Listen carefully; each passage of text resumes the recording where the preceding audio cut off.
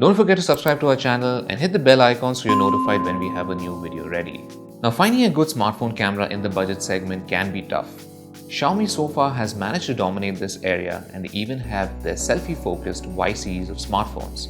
However, Honor is now competing in this segment with its new 9 Lite smartphone, which boasts of a total of 4 camera sensors. Now, more cameras doesn't necessarily mean better image quality, and at a starting price of 11,000 rupees, it's kind of hard to beat. So let's see if it's any good. Starting with the design, the Honor 9 Lite looks pretty striking, and this is primarily thanks to the glass back. The reflective finish that it offers looks pretty striking. This, coupled with the rounded edges on the sides, offers pretty good grip. It's also a very light phone thanks to the plastic build. However, one downside of having a glass back is that it's pretty slippery, and it also attracts a ton of fingerprints, so it's a real pain to keep clean. On the left of the phone, we have a SIM slot which can accept 2 nano SIMs or a single SIM and a micro SD card. On the right, you have the volume and power buttons, which are once again made of plastic but have good tactile feedback. Towards the bottom, we have more physical connectivity like the 3.5mm headphone socket, the micro USB port, and the single speaker grill. Now, the micro USB port is a bit of a bummer over here, given that USB Type-C is pretty common these days, and it seems like Honor is saving this port for its higher-end offerings.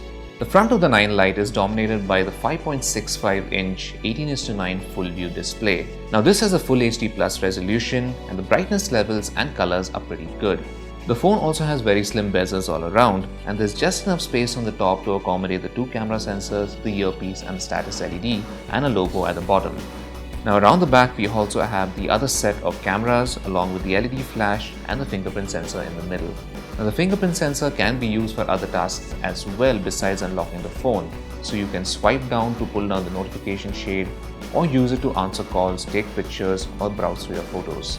Even though the pricing for the 9 Lite starts at 11,000 rupees, Honor hasn't really crippled the specifications too much. You still get the Kirin 659 octa-core SoC, which is seen in the Honor 7X and the Honor 9i, both smartphones which cost more than the 9 Lite. Now, Honor is offering 2 combinations of RAM and storage. The first one has 3GB of RAM and 32GB of storage, whereas the higher end offering, which is priced at roughly 15,000 rupees, will have 4GB of RAM and 64GB of storage. You can expand the storage via micro SD card in the second SIM slot. The phone also supports 4G with VoLTE, and we didn't really have any issues when we were testing it. The general app performance is good, and the 4GB of RAM really helps with multitasking as well. However, it doesn't really do too well with games. For example, when we tried Asphalt 8, we noticed that there were quite choppy frame rates during gameplay. On the software front, you get Honor's latest EMUI 8, which is based on Android 8 Oreo. The look and feel of the OS is quite different from stock Android, but it is easy to get around. There are also a ton of customizations to be had, like you can change the theme or even the animations of the home screens.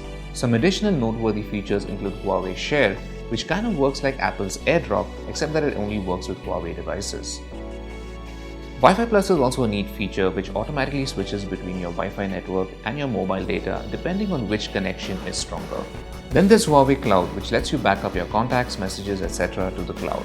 The phone also comes pre-installed with a whole bunch of trial games, but thankfully you can uninstall all of them.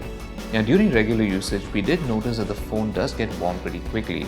For instance, simply streaming music or downloading an app from the Play Store or using the camera for a bit does cause the upper portion of the phone to get pretty warm. We also wish the full screen implementation would have been done a bit better. For instance, you get a list of apps that are installed on your phone that aren't compatible with the 18:9 display, and you can force them to switch to full screen. However, we noticed that some games, for instance like Asphalt 8 Airborne, doesn't really have this option and it stretches to the full screen by default, which doesn't really look too good. The audio from the mono speaker does get pretty loud, however, the bass is pretty flat and the overall sonic signature does sound a bit tinny. 1080p video playback is also pretty smooth and we didn't really have any issues here. Now, the main highlight of the phone is of course the cameras. We get 2 13-megapixel primary sensors for the front and the back. Now, the back camera does have face detection autofocus, whereas a front 13-megapixel sensor is a fixed focus sensor. In addition to these 2 13-megapixel sensors, there are also 2-megapixel sensors in the front and the back for calculating depth, so you can pull off effects like portrait mode. The rear 30-megapixel camera does have decently quick autofocus in daylight, and landscapes and macros offer good detail, but colors seem a bit dull and there is a bit of noise in the darker regions of the photos. In low light, however, as is the case with most cameras in this budget segment, autofocus speeds dip quite a bit and the level of detail isn't very good. For the rear camera, you have two depth modes to choose from. The first is called wide aperture mode, which lets you change the aperture value before and after you've taken the shot. However, the effect of this isn't very good, and dropping the aperture below f2.0 doesn't really yield a very good image. Portrait mode does offer better quality depth effects, and you can also add a beautification mode to this. Apart from these modes, you also get plenty of shooting modes like Pro Photo, Pro Video, HDR, Night Shot, Panorama, etc. and all of them do a decent job. Now the front 30 megapixel camera does offer pretty good quality selfies. You also get a portrait mode here which offers good depth of field between you and the background. There's also a screen flash which is bright enough to light up your face even in very dark environments.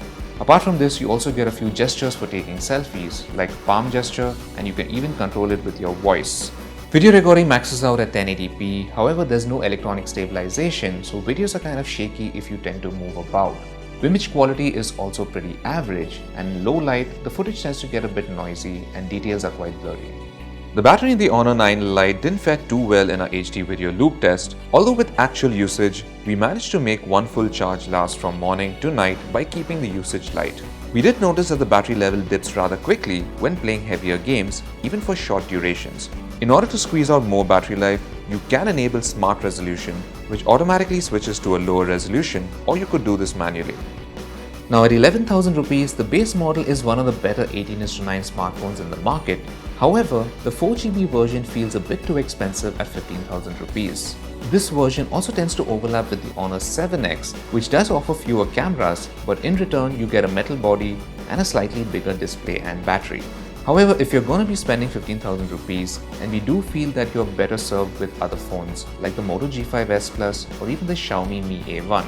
Now these smartphones might not have the fancier 18:9 display, but they are solid performers in all other aspects.